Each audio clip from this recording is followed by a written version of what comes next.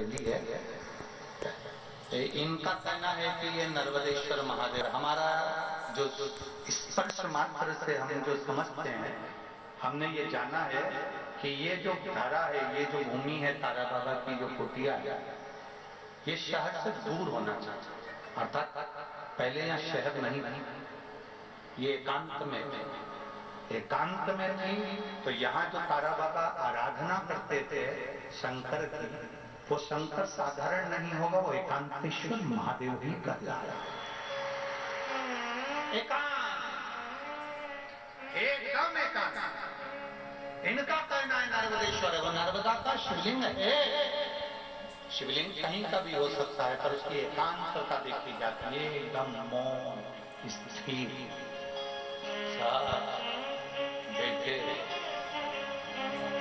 जहां केवल शिव के सिवा कुछ भी नहीं, शंकर के सिवा कुछ नहीं। जो आया वो गुफा के चक्कर में घुस गया, जिसको शंकर से मिलना था वो डायरेक्ट पहुंच गया, उसे गुफा से मतलब ही नहीं रहा, उसे तो एकांतेश्वर से मतलब था। पहुंचा, बैठा, जल चढ़ाया, स्पर्श किया और चल बाबा से अपने दिल की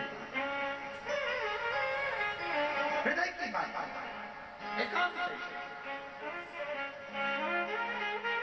सप्त नदियों का जल रखकर, सप्त बेलपत्र के ऊपर सप्त नदियों का जल, एक बेलपत्र ली, उसके ऊपर एक कटोरी में, बाटी में, एक पात्र में एक नदी का जल, दूसरी बेलपत्र ली, दूसरी कटोरी में फिर जल, फिर तीसरी में बाबा की आराधना कर, शिव से विनती कर, भगवान शंकर के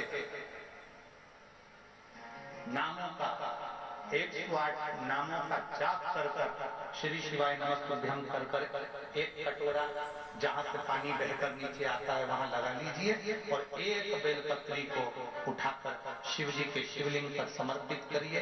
समर्पित करते समय डंडी का मुख अशोक सुंदरी की ओर हो। अशोक सुंदरी का जगह मालूम है सबको? सबको मालूम है ना? अशोक सुंदरी की ओर मुख, अशोक सुंदरी की समझ गड़बड़ ना करिए।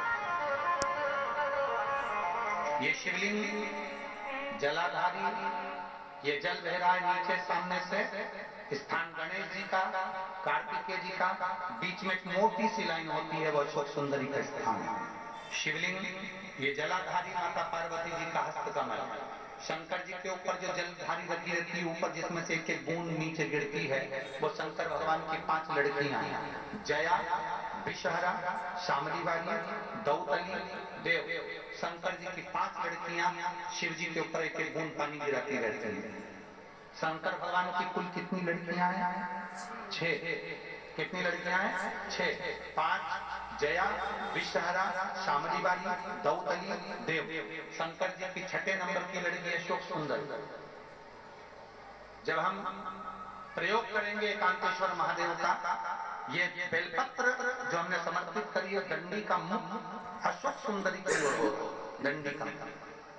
आप बैठे कहां पर हो जल चढ़ाते समय? शिव जी को जल कहां बैठकर चढ़ाया जाता है? जम के बोलो जरा।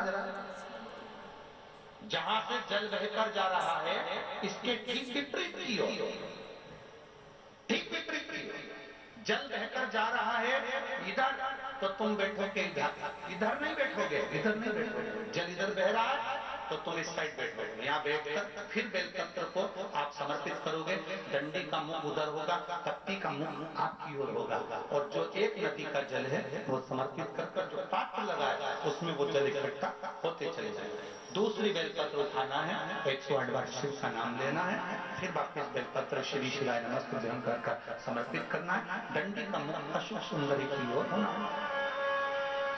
जब 6 बेलपत्र अशोक सुंदरी की ओर जाएगी, 7वें नंबर की जो बेलपत्र है उसका डंडी का मुख आपकी ओर होगा, और डंडी का मुख आपकी ओर होकर जल चढ़ाकर आप उस जल को झेल लेंगे।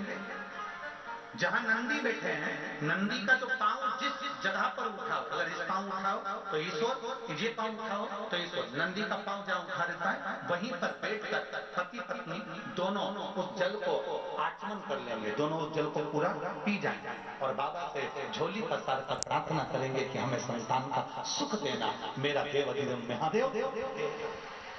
प्रणाम करिए, एकांतेश्वर महादेव का स्मरण करिए। एकांतेश्वर